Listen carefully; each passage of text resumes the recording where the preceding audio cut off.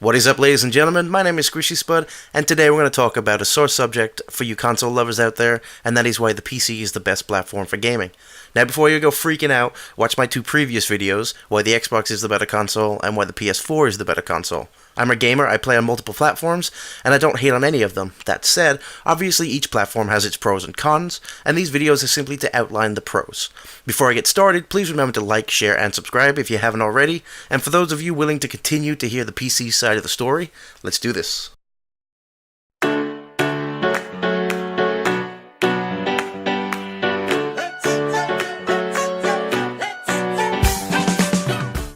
We're going to start off this video talking about the huge game library on PC. Now, everybody knows that both PCs and consoles have been around since the 70s. If you didn't, you should. And both have accrued a huge number of titles in that time.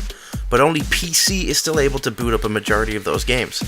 In the late 70s, Intel introduced the x86 architecture, and the majority of personal PCs used it, adding extensions over the years, but still leaving the x86 instruction set intact, making it for the most part completely backwards compatible. Even after the introduction of the 64-bit processor in the form of the x86 64 processor, 32-bit titles are still mostly supported. Heck, many of the old DOS games can still be run using the command prompt. The only way consoles stay backwards compatible is by, keeping your old console.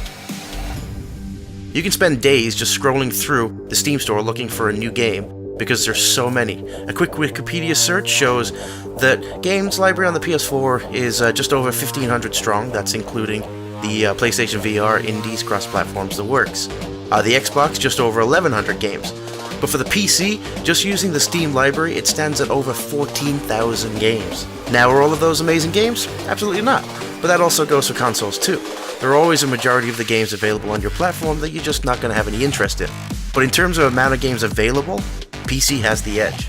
And who doesn't like a big selection to choose from?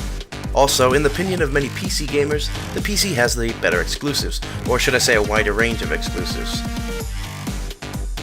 My favorite all-time game is StarCraft from the 90s. StarCraft, for those of you not familiar, is an RTS or real-time strategy game from Blizzard, the company that bought you Overwatch. In StarCraft, you must build a base using one of the 3 available races. You must then build an army to protect your base and destroy your opponents.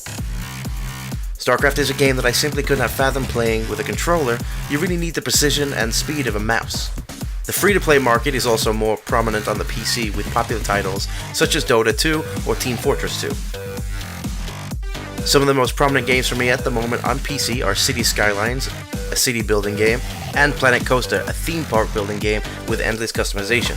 With games like these, it's easy to just chill out and use your creative side. However, I do want to mention that I did notice that City Skylines Xbox Edition is right around the corner. You guys will love it.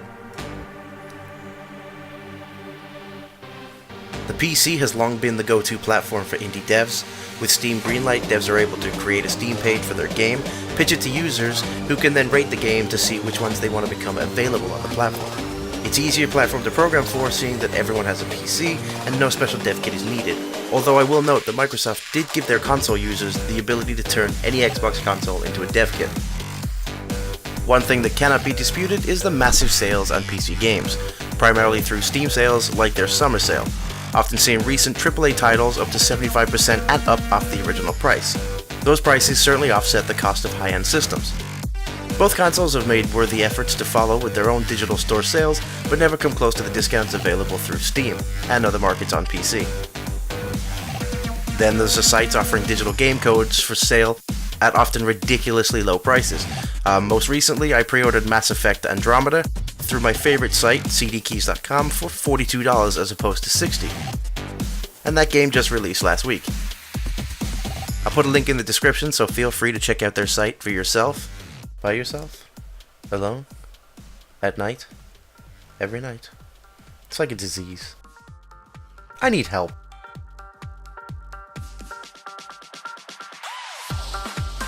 Next, we can take a look at the huge variety of controllers available for use on PC.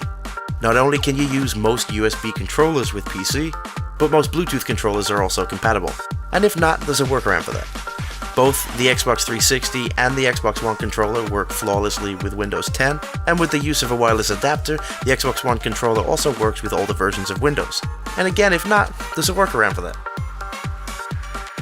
Another undeniable point is that PC has the better hardware. That's a fact. Now obviously there are many PC gamers out there with low-end budget PCs to game on, and only a small number of rigs able to run native 4K on Ultra at 60 FPS or above. But the fact is that it is indeed possible. Being able to upgrade incrementally is a huge help for high-end PC gamers on a budget. You can maybe just add some memory this time around, or maybe even a faster hard drive. The point is, the better hardware is almost always available to you, so you're never stuck waiting for the next-gen console release to taste test the new gorgeous graphics. You've had them the whole time. The amount of aesthetically pleasing build options for PC is through the roof, so you can build your rig to suit your style. And with most internals coming with RGB lighting, you no longer have to buy certain components just because they glow the correct color. Now to console players this may sound stupid, but PC gamers love to not only have the latest hardware, but love their rig to be pleasing to the eyes as well. Which is good considering high-end PCs often require large cases, or at least they used to. Another biggie for PC gamers is multi-monitor support. What good is one monitor when you can have two, or three, or whoop-de-doo?